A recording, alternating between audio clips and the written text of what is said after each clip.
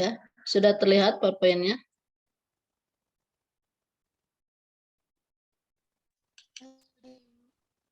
Sudah, Ibu. Ya. Suara saya jelas nggak? Terdengar? Terdengar. Ya, kita mulai ya. Bismillahirrahmanirrahim. Assalamualaikum warahmatullahi wabarakatuh.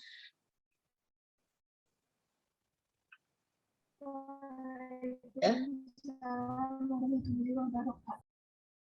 Kalau menjawab salam itu wajib, kalau mengucapkan itu sunnah. Ya, jadi kalau saya mengucapkan tidak dijawab, yang berdosa yang harus menjawab. Ya. Ya, untuk materi hari ini, sebagaimana mungkin sudah dijelaskan oleh Bu Dewi sebagai PJ ataupun koordinator dari mata kuliah urinalisis dan cairan tubuh lainnya. Hari ini kita akan belajar tentang urinalisis dan makroskopis urin. Ya. Apa yang disebut dengan urinalisis? Urinalisis itu kepanjangan dari urin analisis, artinya pemeriksaan urin atau analisis urin. Ya. Apa yang dimaksud dengan urin? Urin sendiri merupakan nama lainnya dari air kemih atau air kencing. Jadi kalau di laboratorium itu jarang disebut air kencing, tapi biasanya disebut urin, gitu ya. Nah, ini merupakan cairan yang berwarna kuning karena yang kuning itu yang normal ya, dan dibentuk dalam sistem urinary yang dikeluarkan ginjal melalui saluran uretra. Ya, mungkin di sini bisa dilihat kita mempunyai dua ginjal, ya, kiri dan kanan, kemudian dua ureter dan satu kandung kemih yang menampung urin dari ginjal kanan atau kiri, kemudian disalurkan melalui uretra dan dikeluarkan keluar dari tubuh. Ya. Nah, ini mungkin kita bisa lihat sistem urinary yang lengkap, ya. Ya, di sini ada dua ginjal beserta di sini pembuluh-pembuluh darahnya ya, ada ginjal kanan dan ginjal kiri. Kemudian ureter itu menghubungkan antara ginjal dengan kandung kemih. Jadi nanti setelah urin ini dibentuk, kemudian masuk ke dalam kandung kemih ya. Di sini kemudian dikeluarkan melalui uretra. Ini untuk laki-laki dan perempuan sebetulnya hampir sama, bedanya hanya untuk laki-laki ada kelenjar prostat di sini ya. Kemudian untuk perempuan di sini saluran uretranya lebih pendek dibandingkan dengan laki-laki. Untuk proses dasar pembentukan urin, yang pertama di sini ada filtrasi. Jadi filtrasi ini menyaring plasma darah yang bebas protein ke dalam kapsula Bowman. Jadi di dalam ginjal itu ada kapsul Bowman ya. Ini mungkin dijelaskan di anatomi fisiologi ya.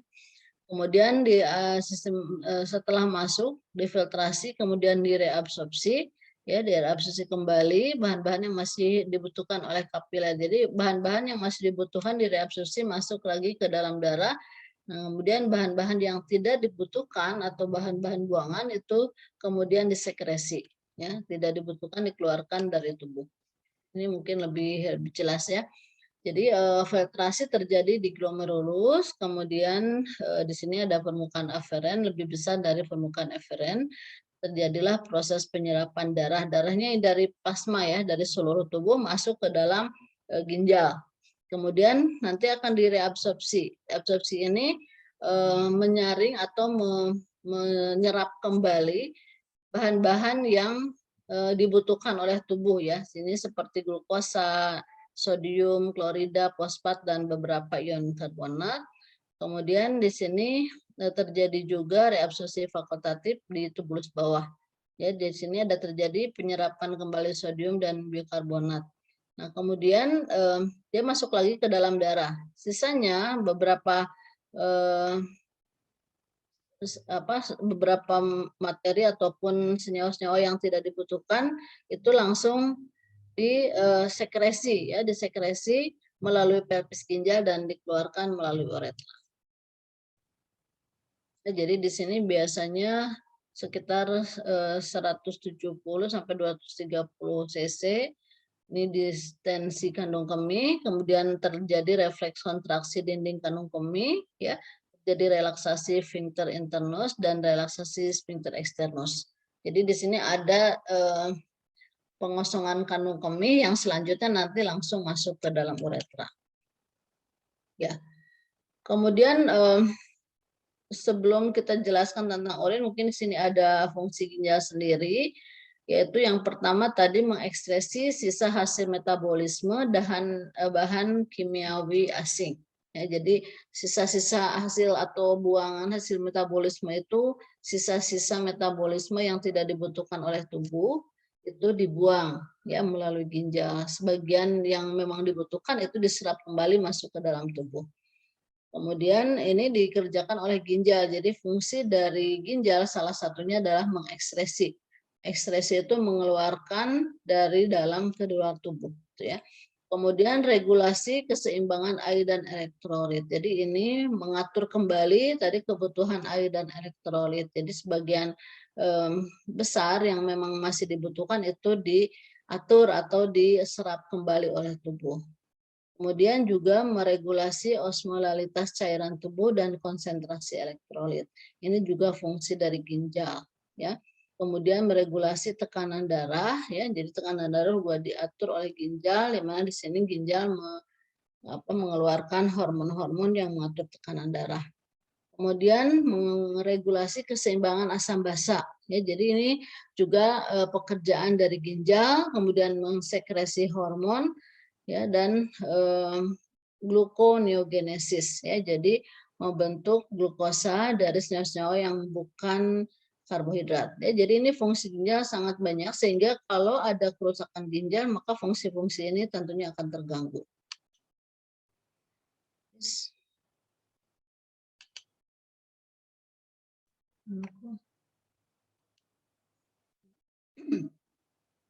Nah, kemudian fungsi pemeriksaan urin. Tadi kita akan melakukan pemeriksaan urin atau urin analisis. Untuk apa sebetulnya kita melakukan pemeriksaan urin?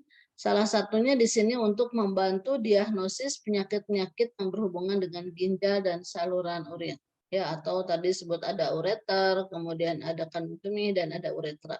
Jadi penyakit-penyakit yang berhubungan dengan ginjal dan salurannya itu bisa didiagnosis dengan kita hanya memeriksa urin. Ya, urin itu sebenarnya hasil buangan, tetapi dari hasil buangan itu kita bisa menentukan penyakit apa yang terkandung di dalam tubuh kita. Nah, selain untuk menganalisis adanya gangguan dalam penyakit ginjal, juga bisa membantu untuk memeriksa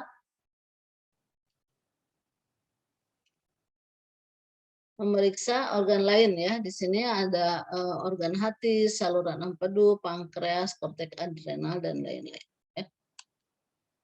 Nah, kemudian ini adalah wadah daripada spesimen urin. Ya, umumnya wadah itu berupa gelas atau plastik yang transparan. Ya, ini mungkin kalau contoh ini kurang transparan sebetulnya.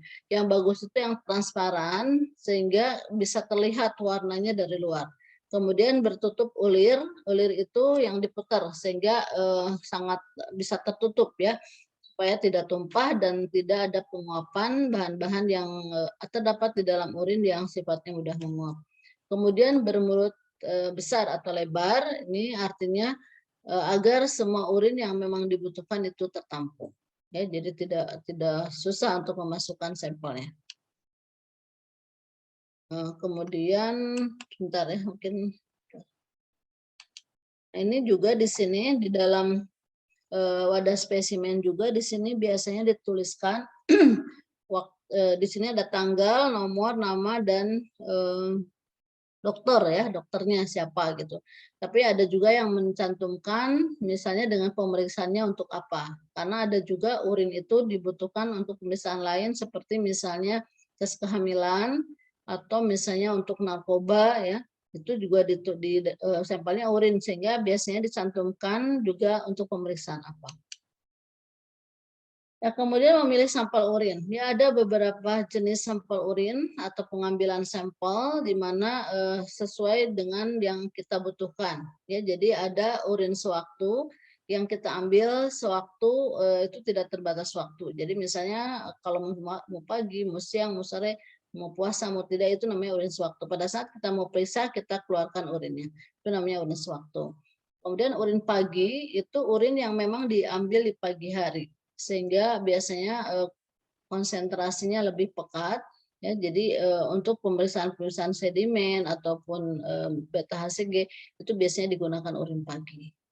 Kemudian ada urin puasa. Urin puasa ini dibutuhkan atau digunakan untuk pemeriksaan glukosa puasa ya, atau adanya glukosa di dalam urin pada keadaan puasa. Jadi biasanya diperiksa glukosa dalam darah dan glukosa dalam urin dalam keadaan puasa. Ya, puasa yang dilakukan biasanya antara jam 8 sampai 10 jam. Kemudian urin postprandial ya, urin setelah makan ya. Setelah makan di sini bisa saja setelah makan 1 jam, 2 jam ataupun bisa lebih dari 2 jam ya, tergantung kebutuhan kita ya. Jadi ada yang memang dibutuhkan sampai 3 jam, itu namanya postprandial. Nanti jamnya tergantung, ada 1 jam setelah makan, 2 jam setelah makan, 3 jam setelah makan ya. Tapi di situ diharapkan pasiennya itu makan dulu ya, makan dulu, setelah berhenti makan dicatat waktunya berapa jam baru diambil lagi sampelnya.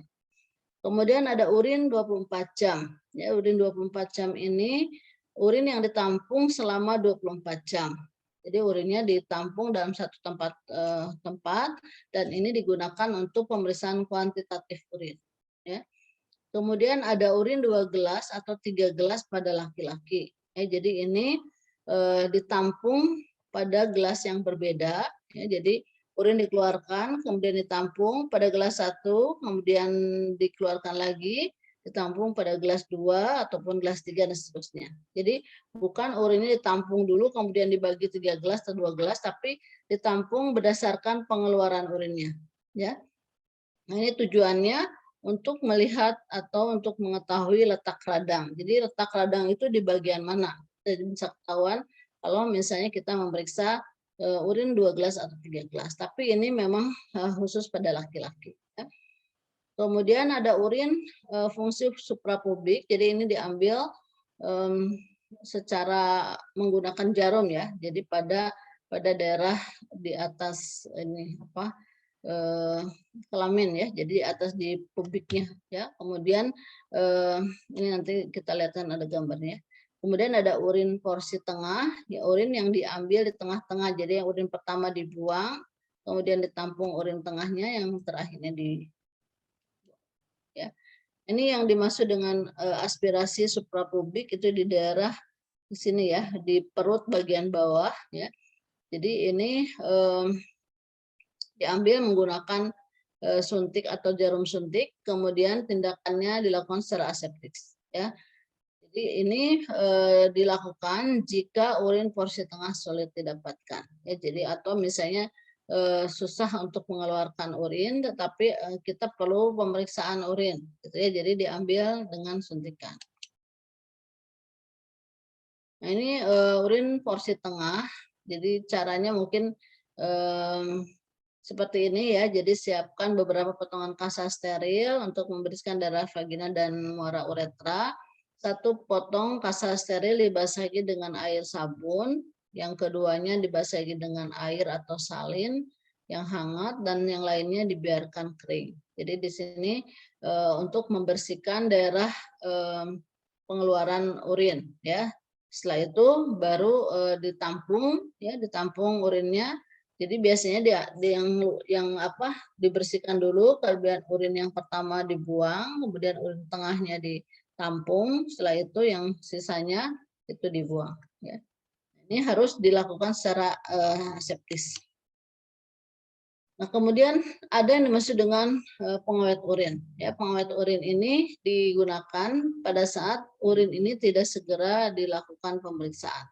Jadi kalau urin ini disimpan, tentunya di situ akan terjadi perubahan komposisi urin ataupun adanya penguapan ataupun perubahan-perubahan dari kandungan urin. Sehingga kalau memang urin ini tidak segera diperiksa, kita bisa tambahkan pengawet seperti toluen, timol, formaldehid atau formalin, asam sulfat pekat, natrium borat, natrium fluorida, asam borat, asam klorida ataupun asam benzoat. Ya, jadi ini beberapa pengawet urin yang biasa digunakan. kalau urin itu kita simpan lebih lama gitu. Jadi sebaiknya kan sampel itu segera diperiksa kalau bisa tidak lewat dari 1 jam. Nah, sini fungsinya ya, jadi untuk sodium fluorida ini biasanya digunakan untuk tes glukosa karena ini bisa menghambat pertumbuhan bakteri dan mencegah glikolisis sel. Ya. Kemudian untuk formalin ini biasanya digunakan untuk elemen-elemen dalam urin atau biasanya digunakan dalam pemeriksaan sedimen urin. Jadi sedimen urin itu bisa lebih awet, tidak lisis dengan menambahkan formalin. Kemudian HCl ini bisa mengawetkan kalsium untuk tes fosforus. Kemudian asam borat di sini untuk mengawetkan elemen urin seperti estrio-diestrogen selama lebih dari 7 hari. Bisa juga mengawetkan kreatinin, asam urat, dan glukosa, dan mempertahankan pH serta mengawetkan protein. Ya, jadi kita bisa tambahkan asam urat. Kemudian natrium karbonat untuk mengawetkan porfirin dan urobilin. Kemudian ada toluen, ini untuk menghambat pertumbuhan perombakan urin oleh kuman, di menghambat pertumbuhan bakteri ya. Biasa dipakai untuk mengawetkan glukosa, sama dengan fungsinya formalin. Ataupun formalin juga bisa digunakan. Bukan formalin, maksudnya untuk NAF. Ya. Kemudian timol itu mempunyai daya awet seperti toluen. Jadi toluen, timol, NAF itu bisa digunakan untuk pemeriksaan glukosa. Kemudian natrium karbonat mengawetkan urobilinogen jika hendak menentukan ekspresinya per 24 jam. Ya, kemudian ada asam sulfat pekat, ini mengawetkan urin untuk penetapan kuantitatif kalsium, kemudian nitrogen, dan zat-zat organik lainnya. Kemudian ada formaldehid, merkuri, benzoat, ini untuk meningkatkan berat jenis urin. Ya. Nah, kemudian kita lihat untuk pemeriksaan urin rutin. Urin rutin ini terdiri dari pemeriksaan makroskopis, mikroskopis, dan pemeriksaan kimiawi. Ya. Untuk hari ini kita akan lihat pemeriksaan makroskopis meliputi pemeriksaan volume urin. Rata-rata volume urin dewasa normal itu antara 800 sampai 1.300 ml. Ya, jadi kalau kurang dari 800 ataupun lebih dari 1.300 itu kita bisa lihat kemungkinan ada kelainan. Ya. Kemudian ada yang disebut poliuria, itu biasanya urin yang keluar lebih dari 2.000 ml atau 2 liter. Ya. Sedangkan oliguria itu kurang dari 400 ml. Ya. Kemudian juga ada yang jumlahnya sedikit sekali disebut anuria. Jadi kalau susah keluar air kencing, itu jumlahnya urin sangat sedikit, bisa kurang dari 200 ml. Nah, kemudian selain volume, kita bisa melihat warna urin. Warna urin itu bisa dilihat langsung pada wadah urin. Kalau wadahnya atau gelas yang penampungan urinnya sifatnya transparan, ya. Jadi kita bisa lihat langsung. Kalau misalnya warna wadahnya buram, itu bisa dimasukkan ke dalam tabung reaksi, ya, sebanyak 5 ml, kemudian diamati. Ya. Warna kuning itu umumnya karena adanya zat warna urobilin dan olehrom. Juga ada bilirubin dalam keadaan abnormal, adanya santonin dan riboflavin itu adalah obat ya, dan kemungkinan ditemukan zat warna dalam makanan atau minuman. Jadi kalau misalnya konsumsi minuman yang berwarna kuning atau makanan yang berwarna kuning, itu kemungkinan juga bisa ditemukan di dalam urin ya warnanya. Kemudian warna hijau ini dari indikan obat-obatan atau adanya kuman Pseudomonas aeruginosa. Ya, warna merah karena ada uroeritrin, hemoglobin, porfirin, forfobilin, santonin, dan rifampicin, obat ya. Kemudian warna coklat, mungkin juga ada warna coklat, umumnya karena urobilin dalam jumlah yang tinggi, ya. Kemudian bilirubin, hematin, dan forfobilin, itu dalam keadaan abnormal. Warna coklat tua atau hitam, ini disebabkan karena indikan, darah, melamin, dalam keadaan abnormal, kemudian derivat fenol, karena obat. Ya, kemudian warna serupa susu itu disebabkan karena banyaknya kristal. Ya, kristal di sini contohnya adalah fosfat dan asam urat. Kemudian juga bisa karena adanya pus, getah prostat, hilus, ya, zat-zat lemak, bakteri ataupun protein. Ini warna urin ya. Jadi kalau yang normal kan warnanya kuning, makin tua ini kemungkinan juga dalam keadaan normal dengan dengan urobilin yang tinggi ataupun karena adanya bilirubin atau zat warna lainnya. Ya, kalau kita lihat perubahan warna urin, kalau jernih seperti ini sangat baik, ini masih baik ya, ini juga bagus. Nah, ini sudah mulai ada warna kuning, sudah ada dehidrasi kalau di dalam tubuh itu. Nah, ini terjadi dehidrasi, ini sangat terjadi dehidrasi dan ini lebih ya, dehidrasinya lebih tinggi. Jadi kalau kita misalnya berkemih, coba dilihat warna urin yang dikeluarkan. Kalau misalnya sampai warna seperti ini ya, jadi dari sini mungkin ya, itu silahkan minum yang banyak ya. Jadi ini karena kekurangan minum ya, bukan karena apa-apa. Tapi kekurangan minum ini juga bisa berakibat terjadinya gangguan pada yang lainnya.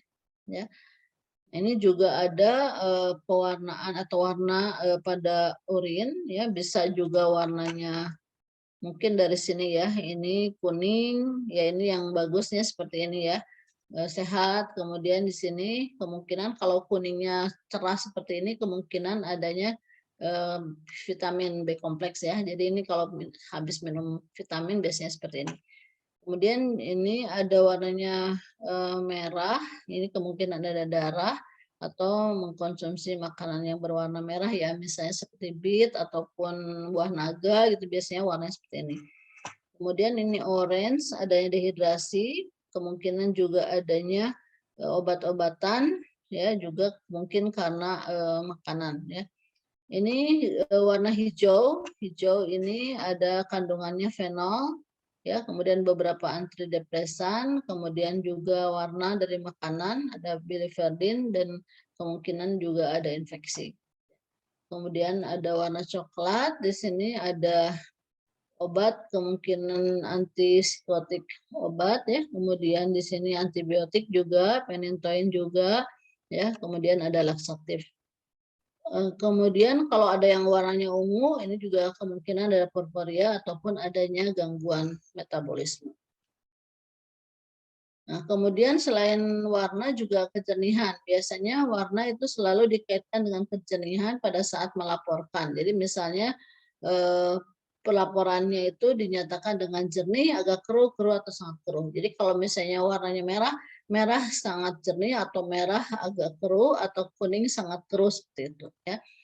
Penyebabnya kekeruhan itu bisa disebabkan oleh fosfat, amorf, dan karbonat, bakteri, sel epitel, ataupun leukosit, unsur sedimen dalam jumlah besar, atau adanya kilos dan lemak.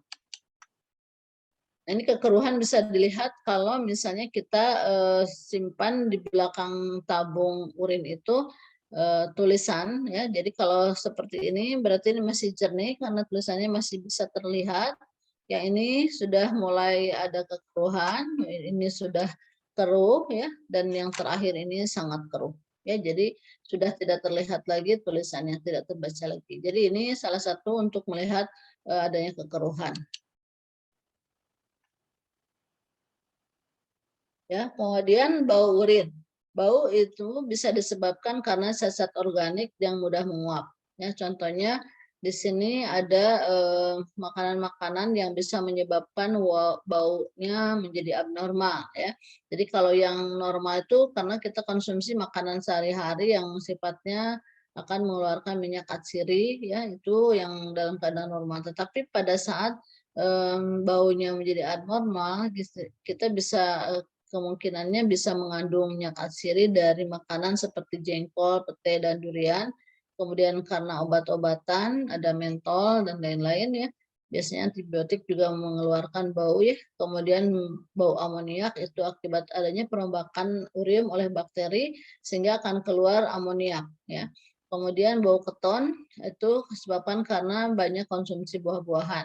Ya, kemudian kemungkinan juga urin itu berbau busuk di mana terjadinya perombakan protein, misalnya adanya karsinoma di saluran urin. Ya, jadi dari bau juga kita bisa melihat atau bisa mengidentifikasi apakah urin ini normal ataupun abnormal. Kemudian pemeriksaan keasaman, masih ada waktu ya. Keasaman atau pH daripada urin. Ya, jadi di sini kita bisa lihat untuk memeriksa keasaman atau pH, kita bisa gunakan kertas lakmus, hanya bisa membedakan asam dan basa, kemudian juga bisa digunakan kertas pH universal. Ya, pH universal ini bisa membedakan antara pH urin normal dan pH urin yang antara pH-nya 1 sampai 14. Ya, urin normal biasanya antara 4,6 sampai 8,5, rata-rata pH urin itu 6. Ya.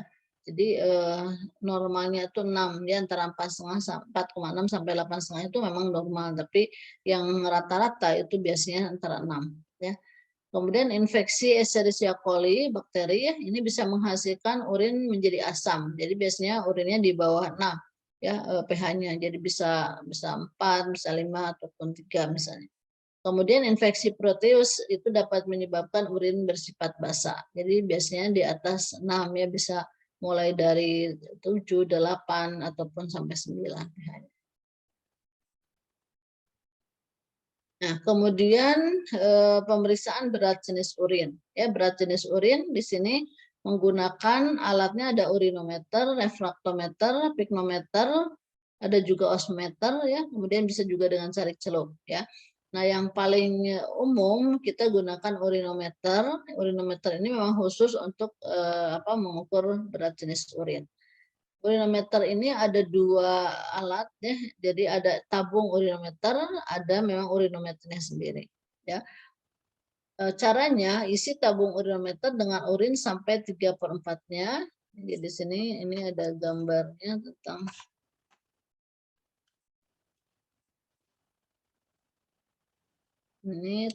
ini ada urinometer ya. Ini ada tabungnya seperti gelas ukur ya. Tapi ini tidak ada skalanya. Jadi ini yang ada juga boleh, tapi biasanya untuk satu set itu tidak ada skalanya ya. Ini namanya tabung urinometer. Biasanya diisi 3/4-nya, kemudian yang di dalamnya ini adalah ini urin probe-nya atau urinometernya. Jadi masukkan urin probe-nya, kemudian diputar. Kemudian nanti dilihat di dalam urin probe ini ada skalanya. Ya, skala ini dilihat nanti pada saat dibaca harus berimpit dengan meniskus urin di sini. Ya, terus sejajar. Nanti kita bisa lihat berapa skalanya. Nah, kemudian urinometer ini harus dikoreksi. Koreksinya terhadap suhu dengan kenaikan suhu 3 derajat Celcius, BJ-nya naik 0,001. Ya. Dan untuk normalnya ya, untuk normalnya sebentar ya. Ini ada 1.003 sampai 1.030 ya. Itu untuk BJ normal.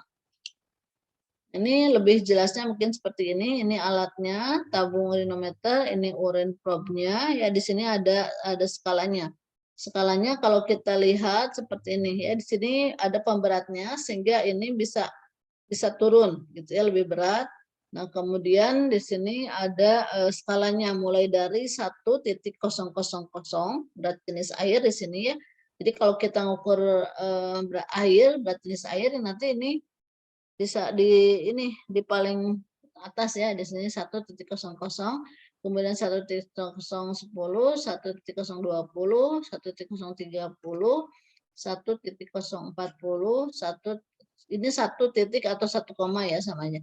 050, 1.060 ya. Kemudian antara 1 dengan 1.010 ini ada 10 skala ya. Ini ada 10 skala, tapi ada juga di alat itu 5 skala. Jadi kalau 5 skala, satu skala itu 0,002 ya. Kalau 10 skala berarti setiap strip ini 1.001, ini 0,001, 0,002 dan seterusnya ya. Jadi itu harus diperhatikan dulu karena nanti kita harus membaca dalam keadaan cepat ya. Jadi kalau sudah hafal, sudah tahu skalanya itu mudah. Ya. Nah, seperti ini ya. Jadi ini ada contoh cara pengukuran berat jenis. Ini sebetulnya bisa digunakan untuk koreksi ya. Karena berat jenis air itu 1, jadi kalau dikoreksi dengan urin probe ini nanti berat jenisnya 1 ya. Jadi ini yang paling tinggi di sini ya. Nah, di sini 1, makin ke sini makin berat ya. Jadi kalau misalnya urinnya berat jenisnya tinggi, ini akan turun ya. Nah, ini juga harus dilihat ya. Jadi ini ada bagian merkurinya atau air raksa, kemudian ini silinder atau ini disebut urinometernya ya. Kemudian ini ada urinnya dan ini ada meniskus urin. Jadi pada saat si alat ini diputar ya, maka di sini harus berimpit dengan urin. Ini kan ada meniskus urin, nanti berimpit dengan skala yang ada di batang ini ya. Jadi nanti dilihat. Nah, kemudian kita bisa tentukan berapa berat jenisnya. Kemudian untuk pemeriksaan lain kita bisa gunakan refraktometer. Refraktometer ini alatnya seperti ini ya. Jadi ini sangat mudah ya, tapi kita mungkin belum ada ya, dulu kita punya tapi nggak tahu hilang kemana ya. Nah, ini ada berat jenisnya di sini 1 sampai 1,070 ya. Kemudian caranya ini ada tutupnya, ini dibuka, kemudian urinnya digunakan hanya 1 tetes ya. Kemudian nanti dilihat di sini. Nah, seperti ini. Jadi diteteskan urinnya di sini, kemudian nanti ditutup, setelah itu nanti dilihat ya. Nanti ada fokusnya dia bergerak ke mana arahnya ya, di mana di situ menunjukkan berat jenis urinnya berapa gitu. Ya. Ya, itu saja yang bisa saya sampaikan untuk pemeriksaan makroskopis urin ya. Barangkali ada yang ditanyakan, ini waktunya sudah habis ya. Ya, barangkali ada yang bertanya, boleh 1 pertanyaan mungkin, Ibu, atau nanti saja pada saat praktek. Ya, ini selainnya ada kuliah lagi Kak, yang kelompok satunya.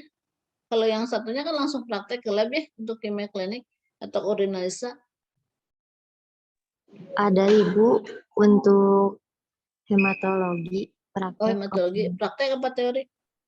Praktek Ibu. Praktek. Ya, silakan ada yang bertanya. Ibu izin bertanya.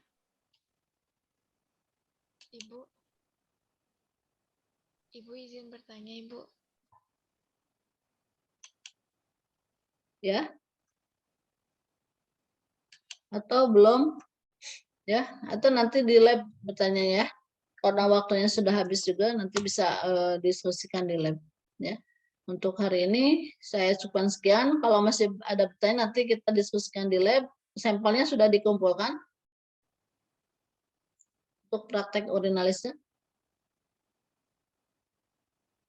Yang praktek sekarang kelas berapa? Kelas B, Ibu. B ya. Ya. Sudah disiapkan sampelnya? Sudah, Ibu. Sudah Ibu. Ya. Ya, jadi untuk kelas B mungkin langsung ke laboratorium ya. Untuk kelas A nanti sore ya, siang. Baiklah, untuk hari ini saya cukupkan sekian. Kalau ada yang mau bertanya nanti bisa bertanya pada saat praktikum. Ya. Saya tutup dengan membacakan hamdalah. Alhamdulillahirrahmanirrahim. Wassalamualaikum warahmatullahi wabarakatuh. Waalaikumsalam warahmatullahi wabarakatuh. Makasih, Ibu. Ya, sama-sama.